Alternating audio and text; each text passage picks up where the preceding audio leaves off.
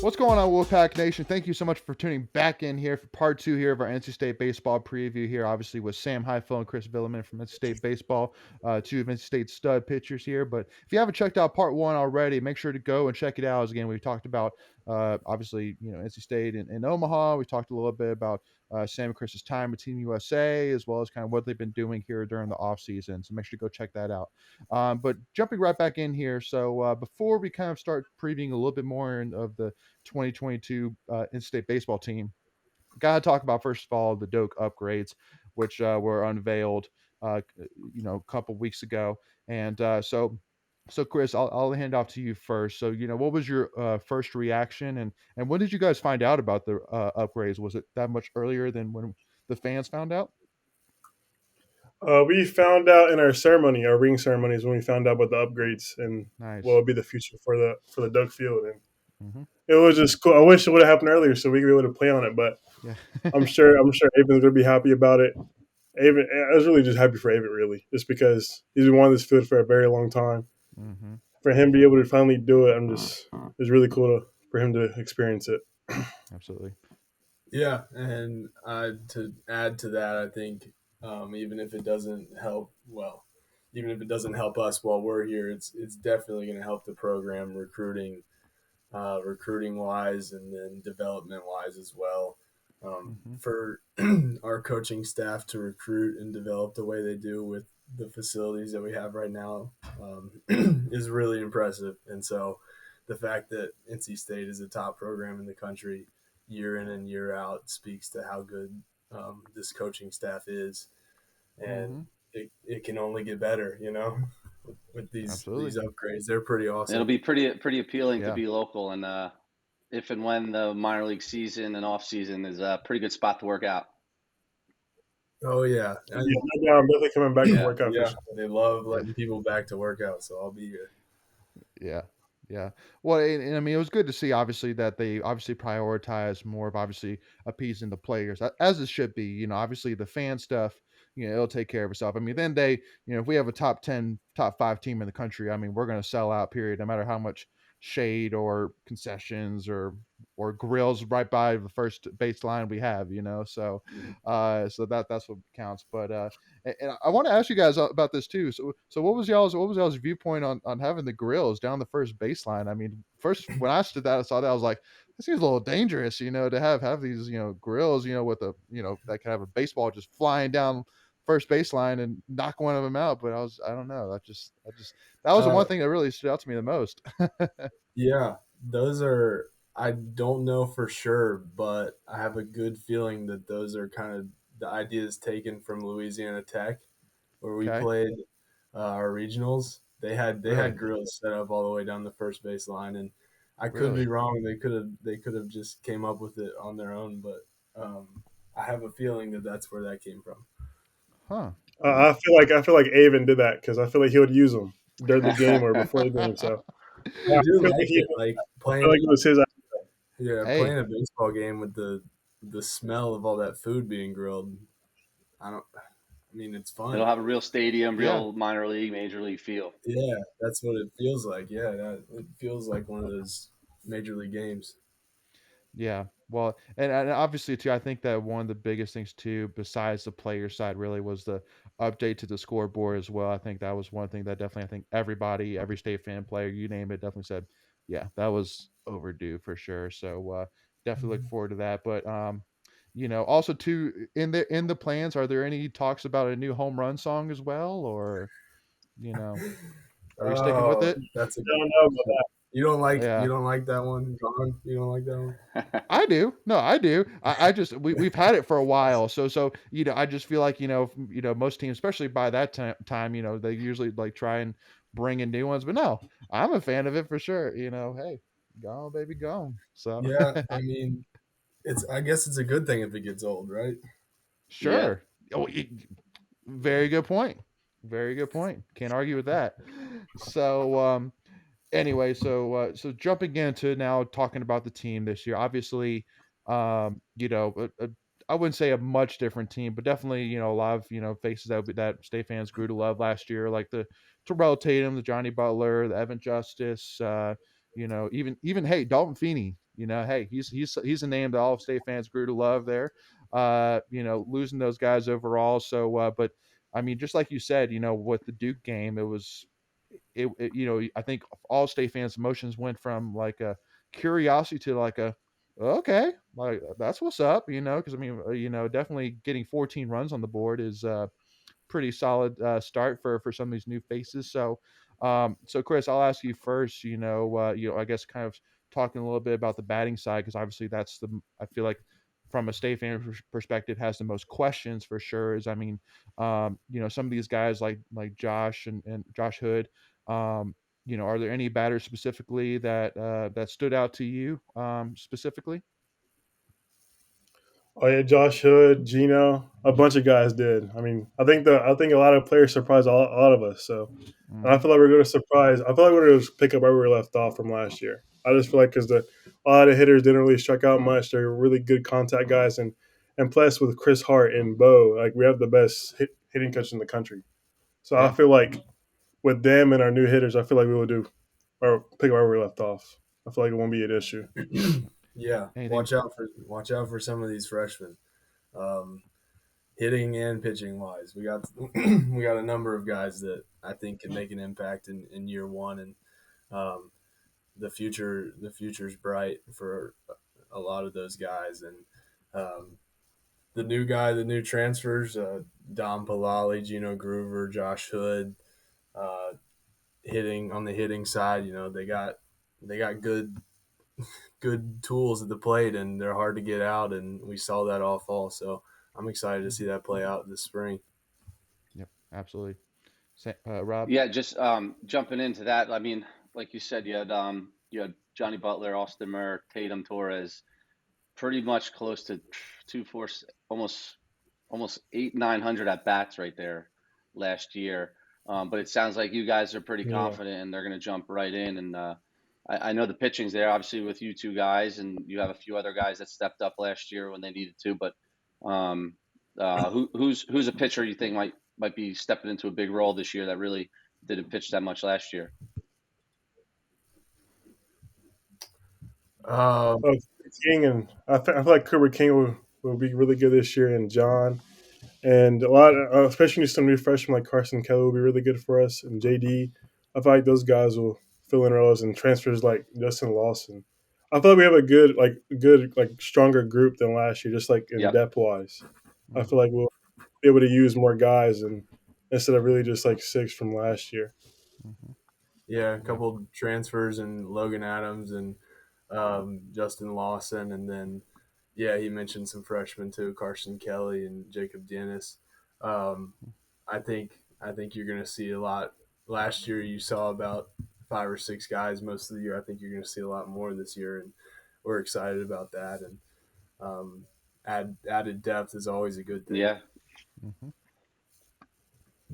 And obviously too, obviously bringing in two transfers, even specifically from UNC Charlotte. Talking to these guys at all, do because definitely looking at this season, I feel like that I've pretty much said this that for any team next season, specifically when we make it to the postseason, I feel bad for them honestly because I truly do believe that like when we get to the postseason, that it's going to be like a fire under every player's butts and every coaching staff being like, yeah, no, like we're going for all this year, like there ain't nobody stopping us. So Mhm. so I mean, do you feel that these new guys, whether it's freshmen like Peyton Green or transfers like Josh Should, have really bought into that message this year? Because I mean, I think that definitely this year it is setting up to be, just like you guys said, a special year for sure. And Yeah, and I think their expectation is the same as ours. They walked in on day one, and their expectation is to end up in Omaha, and mhm, they they work hard, just like we've worked hard, just like last year's team worked hard. I've mhm, seen it from this year's team, and we may be a little bit younger, and we may have a lot of new faces, but we're mhm, we're still wearing that NC State across our chest, and we're gonna play as well as we can. absolutely. Christian, anything to Yeah, add? I think they all have bought in pretty well.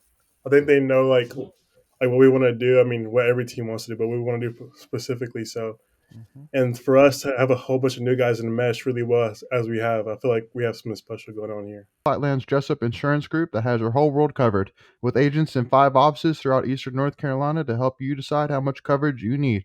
Offering policies for home and auto, recreational vehicles, commercial, crop, health, life, and employee benefits. They are able to combine options to find a comprehensive solution that works for you. Flatlands Jessup protects the things you love so you can spend less time worrying and more time enjoying them. Find them on Facebook and Instagram at Flatlands Jessup. You can also visit their webpage at www.flatlandsjessup.com. So please make sure to go and check them out. And definitely looking at even the schedule as well. And I kind of want to talk about this. I think it's especially for any local players, but even specifically for the fans, I think it's a great schedule this year. A very exciting schedule. Obviously, playing a lot of local teams. Actually, went and list them out, but High Point, Campbell, UNCG, Elon, North Carolina A&T, ECU, UNCW. So pretty much it seems like pretty much anybody that's outside the ACC that has a baseball team, we're playing them this year. So definitely again being two guys that are local. I mean, does it kind of bring a little bit more excitement to it? Like, for example, like for you, Chris, playing your hometown team of High Points, and Sam playing, like the Campbell or whoever on the list, even ECU as well. I think that's going to be a really great matchup. They're I think projected to be a top 15 team, and ECU is a tough place to play in, so it should be a great challenge. Yeah, I think it's exciting for us all played like in NC schools, and we were talking. I was talking to some old guys that came to live the other day, and they said we had ECU on the schedule, so they told us to beat them pretty good this year. So we'll see how that goes. Yep. And for us just to play teams like Campbell like last year, I feel like that's what Coach wants to do. So Yep. Yeah, the amount of college baseball talent in the state of North Carolina is crazy. It, Hmm. even if you like, even if we're talking non-conference teams, because there's already UNC, Wake Forest, and Duke. Yeah. Um, but yeah, it seems like every single non-conference midweek game is against another North Carolina team. So that's kind of cool, and it's cool for us too because we have a bunch of friends that play it at those schools too, and so to get Right. to play against those guys and that you haven't seen since high school is always fun. And then yeah, I'm Yep. excited about the ECU home and home. Um, Hmm. never gotten to play there in college, so that's a pretty cool environment, and hopefully we can go Yeah. in there and beat them, and then beat them when they come here. Well, they're a rowdy crowd, but I mean, I think that if you guys can get through Arkansas, then pretty much any other place is like, nah, you know, we've been through Arkansas, so Yeah. go ahead, Rob. Yeah, just looking at a couple. I know it doesn't matter, and it's where you finish. But a couple of the rankings I saw, I think D1 baseball has his top 15, and then Perfect Game has his top 10. I haven't seen Baseball Americas, but I'm sure we're in the same mix. Um, just going right, I know you've looked right at that first ACC weekend, and you have, I think it's Georgia, no, Florida State. So you go Florida State, Georgia Tech, and they have them in top 25 as well. Um, and I know Wake is up there, and even Louisville, I think, is preseason top 5 in some rankings. So how difficult of a road do you think it is? I know, listen, ACC every year is difficult, but um, tell us your thoughts on just Yeah. every weekend going into ACC weekend. You're probably playing a top 25 team. Mm-hmm. Yeah, you're right. The ACC year in and year out is good, and it looks this year like it's going to be an up year again.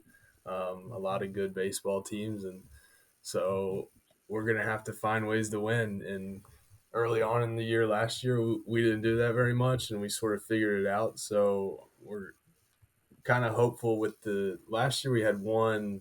We had like a doubleheader against Davidson, and then we jumped right into ACC play. So we kind of threw ourselves into the fire. So um, Hmm. we're ramping up. We're playing some good non-conference teams the first 3 weekends of the year, but Yeah. that'll help us kind of ramp it up and figure out what sort of lineup and pitching rotation that is going to put us in the best chance to succeed. And hopefully we Hmm. can win those series early on a little bit better than we did last year. Yeah.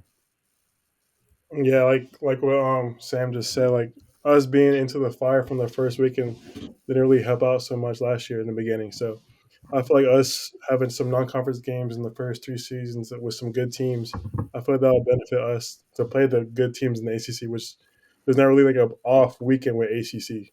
Every Yep. team is good, so Yeah. that's good. That's good for us to have the first 3 weekends where we can play some really good non-conference games Hmm. for us to jump into ACC play. Hmm. Yep. Well, and even adding in too, I mean, I know that it seems like every single year we always have a home game against Coastal Carolina as well, which is definitely a school that has a great coastal baseball program for sure. So looking at overall, obviously the um, you know overall this season? Well, first of all, I want to ask you, Chris, specifically. So, obviously we lost, I would argue one of the greatest closers in NC State history in Evan Justice, and it's going to be a big, shoe to fill for sure. But I mean, obviously, you got to look at you, Chris, specifically, and go, hey. I mean, are we going to see you closing it all this season, or I mean, is there somebody else specifically we should be looking at to maybe fill that role? If that's what, if Coach wants me to close and do Evans' role, I'll definitely do it for sure. Whatever he wants me to do, I'll do Okay, it. So if he wants me to close or start, I'll be more than happy to do either one. And then I love I'm it. sure I'm sure I'll just get some tips from Evan how he closes games, and I'll definitely do. I'll definitely fill in those shoes. And Sam, I'm sure you're Yep, filling the same I love shoes. it. You'll be the starting rotation. Yeah, I'm assuming that I'll start off that way this year, and hopefully be able to have another good year. And if I'm handing the ball off to Chris, I got a lot of confidence in that. But I also feel like I used this analogy before. Yep. Like I'm an Atlanta Braves fan, and we lost Ronald Acuna this year, and then they replaced him with like five different guys. Basically, they went out and got a bunch of outfielders, and so um, if it's not Evan Justice, then it's we've got a handful of guys that can get the job done, and hopefully that's sort of strategy works for us as well. The good thing about Chris is he's really good whether he's a starter, middle relief, or a closer. So um, I don't I don't know what the coaches are going to do. That's a tough decision to make. Yeah. No. Well, again, it's not an easy one, but just like you said, I mean, I think that definitely the strength of this team is, really obviously sitting here in front of two of them, definitely our bullpen next year. And like even specifically one guy that, well, I guess two guys I really kind of highlight that, maybe one that state fans haven't heard, but one that state fans have heard. Andrew Tillery is somebody that I know for me personally, not necessarily being a huge baseball guy, I definitely saw a lot of potential there. And I think he had surgery last season that kept him out. And but also Baker, too, I think Garrett Payne as well. What was that, Sam? uh, Baker, are you mean Baker Nelson had surgery? Sorry, Yeah, he's the one that had surgery that Okay. got cut out last year. yeah, you might have said that Okay. wrong. I gotcha.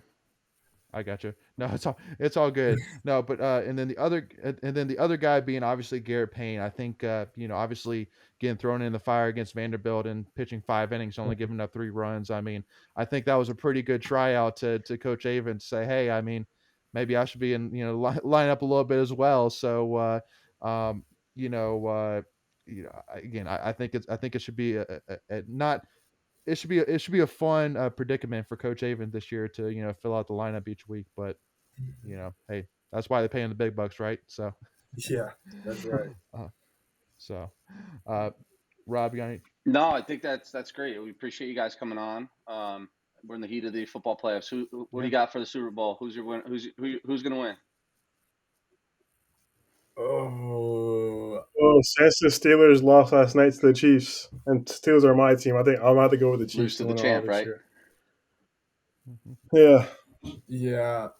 I think I want the Bills to win, and the way Josh Allen played okay, last week, it's going to be tough to Yeah, stop him. yep, cool. yep. And then and actually too, I actually just have one last question as well, just for fun as well. But I'll ask each you guys this. So besides the team perspective, because I know obviously from a team perspective this might be an easy question in terms of talking about goals per se. But for you specifically, each of you, what goals do you have personally for yourself for the 2022 season? And Sam, I'll let you answer that first. Um, I've got a few.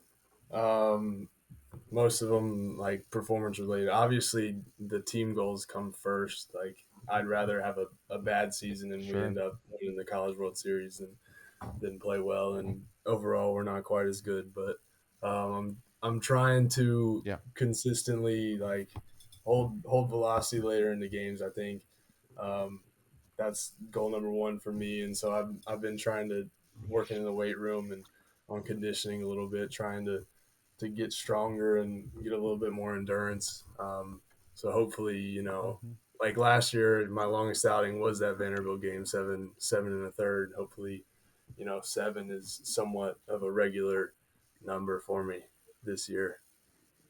Hmm. Okay. Chris. For me, just to be more like a vocal leader for my team in this season, just to be more of a leader, just because we have a bunch of new guys now, and then like someone who they wanted to talk to besides the coaches. I want to be that person. So that's probably the biggest goal for me, besides like Mhm. team goals, and I guess other than that, just like getting stronger and just be able to work on my breaking ball so I can use it more efficient in games. Other than that, nothing really, no other goals than that for sure. Yeah. Thank you, Chris and Sam, for joining us today. Really do appreciate y'all's time, and again, definitely from us here, Rob and I definitely wish you guys best of luck this season, and we'll be supporting y'all all the way, and definitely hoping to see y'all at whatever play.